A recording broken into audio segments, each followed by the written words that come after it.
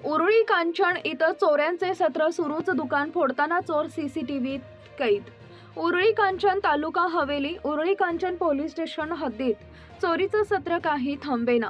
उरुळी कांचन मधील शिंदवणी रोड येथील कपड्याचे दुकान फोडून 80,000चा माल चोरट्यांनी लंपास केला असल्याची घटना मंगळवार दिनांक 17 जून रोजी पहाटे घडली आहे।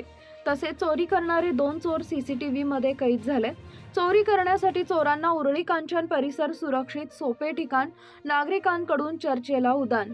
मिळालेल्या माहितीनुसार रामदास हनुमंत डोंबाळे वय वर्ष 29 राहणार शिंदवणे पुणे यांचे शिंदवणे रोड येथील विष्णुकृपा कार्यालयाच्या शेजारी चिंतामणी कपड्याचे दुकान आहे।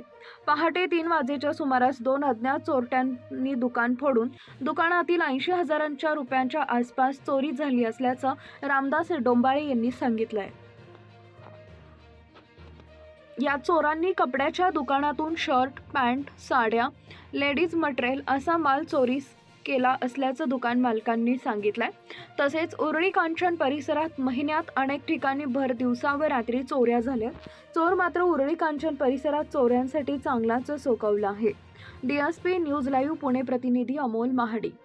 सर्वसामान्यांना न्याय मिळवून देणारे हक्काचे चॅनल डीएसपी न्यूज लाईव्ह। संपूर्ण महाराष्ट्रातील बातम्यांसाठी चॅनलला लाईक करा, सबस्क्राईब करा आणि शेअर करा।